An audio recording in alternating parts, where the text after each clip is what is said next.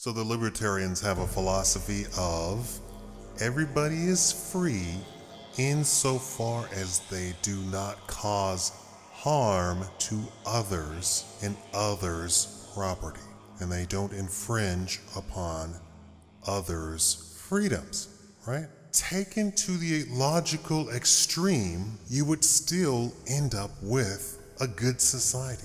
There is no extreme case where you being free and not infringing on somebody else's freedom, their property, and their rights and their freedom ever culminates or ends up being in a post-apocalyptic scenario. Cannot happen. That's taken to its logical extreme. There are a lot of things on this planet that when you take them to their logical extreme, do not end up in a utopia. One of those things is the current feminism. And I still have women refusing to even understand or admit that today's feminism is not the feminism of 1820. In fact, the word didn't even exist. It was called women's suffrage. And they had one goal and one goal only. And that was to get women the right to vote. That was it. They didn't talk about women are second-class citizens or anything like that in any other aspect other than voting. And the people who opposed them were not men. It was other women. Why did they oppose them? They opposed them because they said getting involved in politics is not ladylike. How crazy does that sound today? Your opposition would say, doing that is not ladylike.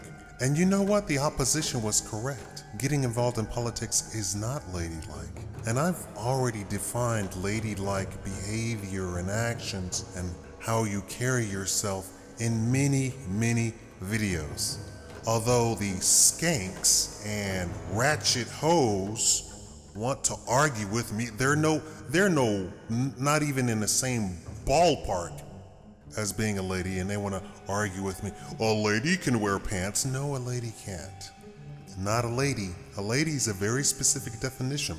It's like saying a Sunni Muslim. It's very specific. Lady isn't this general term for people with breasts and vaginas. It's not general at all. It's very specific. That's why we have the word woman, girl, chick.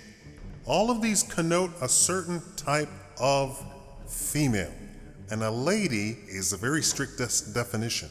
Now, what did they mean by voting politics is not ladylike? They said politics is very dirty. As a part of politics, you get involved in lying and denying the truth, even when the truth comes from the other side, or even when the truth comes from your own party. What does that mean? That means stuff like this scenario. Rural South, 1930.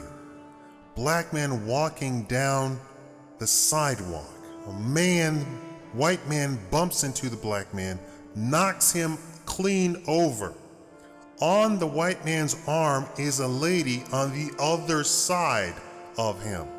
The white man yells, "This Negro," and of course he wouldn't say Negro, nearly knocked over this lady. And the black man stands up and says, "It's impossible that I even touched the lady because I was bowled over by you and knocked not just on my feet, but all the way till I rolled down the street. The lady in the petticoats did not do that." And the white man has this black man killed, not because he did anything wrong, because the white man clearly is the one who actually initiated everything, but because that's politics. That's politics, ladies and gentlemen. A lot of you don't get it. And all they just, oh, what's the big deal with racism? That's politics. Where you can lie and have somebody murdered legally. Sure, it's based on a lie, but that's politics. I can claim, let's not get emotional and personal. Let's pump that up 10,000-fold. I can claim that a company is dumping water into the river. Wait, did you hear what I just said? I said I can claim that a company is dumping water into a river, and I can make that illegal, and I can take that guy's company from him. And even if I can't take the guy's company from him, I can make his company go out of business. And I'm the only business around. That's politics, ladies and gentlemen. I can send stupid, poor, uneducated white boys overseas to die and kill brown people and black people because I want my oil fields to be the only game in town. Oh, I didn't say world, I said town. Politics is petty. Now, that is no longer feminism, talking about voting. That's no longer feminism. Third wave feminism is the only feminism in town. They have lobbyists. They have people in Congress, in Congress, sitting in the chair, sitting in the Senate, sitting in the House, sitting in the president's seat. All you women talking about, that's not feminism. That is the only feminism that matters. You sitting at home and having your husband treat you nicely is no longer considered feminism. That has nothing to do with it. You need to wake up and get a clue. Man-hating, taking men's children, killing men's children, all legally. All legally. That's feminism. So I come to the crux of this video. What is the logical conclusion to modern feminism? And what's the answer? I think the answer is the extinction of the human race. The extinction of man as we know it. I already told you that it wasn't women who even came up with this third wave feminism. They're being used by corporation, by the New World Order. They want you all to die, including you feminists. You're being used. You need to sit back and get some freaking logic classes. A plus B equals C. It doesn't equal Q. It doesn't equal, like the guy on the History Channel, aliens. The logical conclusion of modern feminism is the extinction of the human race. I can take your children from you. I can take half of your money, and now the government gets 2 taxes on one family's wealth. I can divorce you at the drop of a hat. No more family. I don't have to marry you to have children. No more family. And what's so great about family? You know, everybody's talking about what's so great about family. Why is homosexual marriage a threat to the institution of marriage? Here's the real answer. The beauty of marriage is that out of 2 separate people paying taxes separately now can commingle their funds, but wait. You're saying, oh, well, homosexuals can do that too. But wait, and also create a brand new bloodline that mixes 2 different families together into one as soon as they have a child. Now you've commingled your finances together. And even if you're poor, even if you started out dirt poor as a single man, as a single woman, you are now have enough money to take care of that child. And here's a shocker. The wife, if she's a good wife, I'm not talking about people who sit up and scratch their belly and watch Jerry Springer all day. I'm talking about a good wife. She doesn't even have to work. If she's a good wife, she has budgeted everything. She doesn't buy retail for anything. She cooks from scratch, has his lunch ready, makes a breakfast, and he can go out, conquer the world, come home, and bring home money. Now the family is growing, progressing, getting wealthier, and they increase and increase and increase their family. And this is repeated over and over, generation and generation and generation. I keep telling you that marriage has nothing to do with love. That is something created by Hollywood. We didn't have a matchmaker because we just thought it'd be funny to call somebody a matchmaker. And even today's cosmopolitan magazine, Elle magazine, Vogue magazine, says, look for a good match. They're not just trying to sell you magazines. They're telling you something that you know to be true in your heart. You don't want to link your life with somebody who's terrible. And that goes both ways. A man doesn't want a terrible woman, and a woman doesn't want a terrible man. You're looking for a match. That's why it's terrible to simply just jump in bed with any old body, whether you're a man or a woman. The logical conclusion of the heterosexual institution of marriage is that the human race continues on. The logical conclusion of the destruction of the institution of marriage, and I'm not picking on homosexual marriage, I could care less. Do whatever you want. You can roll around in the mud for all I care. I don't care. You can jump off the cliffs. You could throw gasoline on yourself and burn yourself alive. I don't care. I don't even care. But you are one piece to this puzzle. Oh, you don't think so? It's a part of the great carpet. You're just one thread in it. The logical conclusion to all of this is the extinction of mankind. And I'm not even trying to do hyperbole. This is just logic here. What led to the downfall of the Roman Empire? And it was not barbarians marching in. It was not the Roman army marching into Rome. That wasn't the downfall. The downfall was the destruction of marriage. Divorces were made legal and easy. When you don't have an institution of marriage in humans, you have the humans with an attitude of, I don't care. Why is that a bad thing? It's a bad thing because then human life is not taken into account.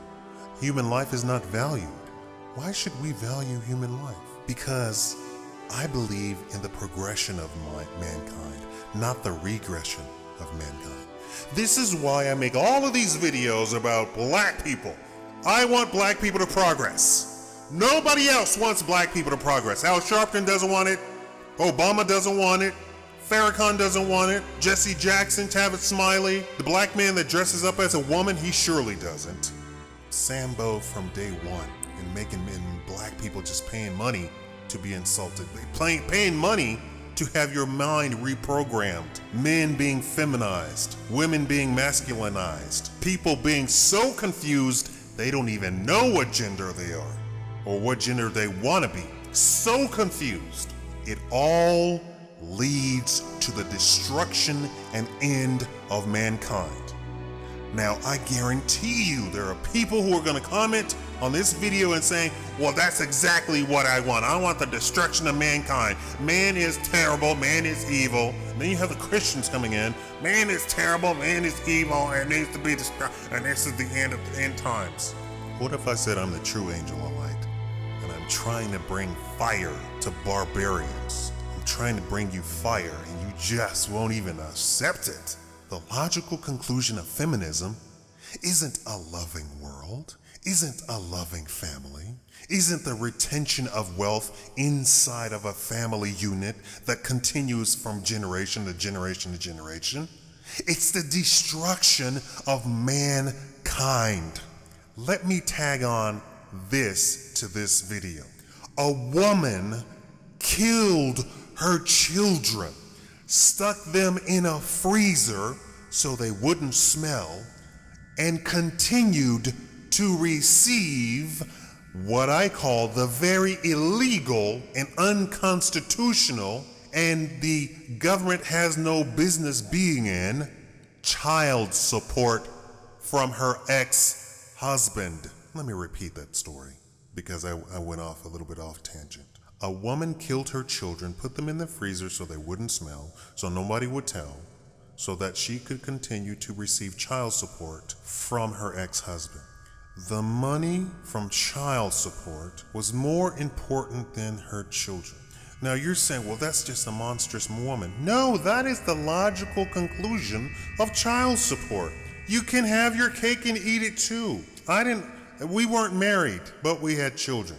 I didn't care about that. I didn't plan that. The children weren't planned. Through the miracle of birth, I gave birth to them.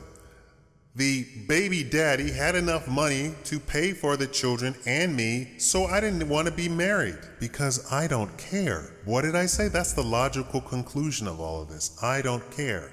That's a society who doesn't care. This isn't just one woman. Any woman who thinks that they could get away with would do it because that's the logical conclusion of child support. Even if they were married, it creates an incentive. You know what an incentive is? This is an incentive. If you go give me a glass of water, I will pay you $1. Don't you know at the end of the day somebody's gonna come up with a pool full of water and tell me to pay them for the pool full? That's what incentive is called. And they'll even say, you know what, you don't even have to pay me $1, you can pay me 1 penny for every glass of water that you could dip out of this pool. Screw those people going to the faucet to get the glass of water. I brought you an entire pool. You can dip this all day long, pay me 1 red shiny penny, and you can have all the water you want. And this pool is not going to empty because I have a hose running to the pool and it will never empty. That's incentive. Child support is incentive to murder children, actually. Abortion is incentive to murder children. No-fault divorce is incentive to get a divorce. And then you have all of this other stuff tacked on, alimony, which is completely fraud. It's complete fraud. I didn't pay the woman before I met her. Why should I pay her after the termination of our legal contract of marriage? There's nowhere else that has nothing to do with anything. We met. We agreed to get married. We got married. She's divorced me. She is leaving me. Money should not be changed. I don't need to subsidize her. Completely illegal. Completely just fraud on its face. I weep for this world. We've allowed this stuff. Nobody has stood up and said, you know, that's illogical. There's no logical conclusion. There's no end goal. There's not even interim goals. Let's say I have a big project. I want to design a website. How I tackle that is I set up little tiny interim goals. Okay, I'm gonna have the menu done by this. I'm gonna have all of the pictures done by this date. I'm gonna have all of the writing done by this date. Then I'm going to do all the programming by this date. And I'm going to publish everything by this date. In feminism, they just lobby and lobby and lobby and lobby and lobby, and as stuff comes up, they just keep swatting it and swatting it and swatting it. And nobody says, you know, this is illogical. We have literally written into law the destruction of mankind, all for people screaming that somehow they have been mistreated. I've shown you that women abuse children, women rape men, women do criminal acts. There's a feminist in Britain, in the UK, who wanted to write into law that women should not get criminal time for committing certain crimes. They should have reduced time for other crimes, and they should never be put to death, simply because they're women. Literally, so she wanted that if a woman committed murder, premeditated, paid people to help her out, went and took classes at a gun range, and actually wrote it out, pasted on the back of her front door of the entire plan, that she should have a reduced sentence simply because she's a woman. There is no logic to it. There is no end game. There is no end goal. There's no okay, and we won. It's finished. This is an ongoing thing. And the logical conclusion is the extermination of humankind. What do you think the logical conclusion of modern feminism is? And for all of you who say, well, I'm a feminist too. Are you really a feminist? As defined by the third wave who hates men? And I'm sorry to tell you, if you think that divorcing that guy and stealing his money is appropriate, you have no logic in your brain. The only reason that's so now is because feminists got the US government and the courts involved into saying that should.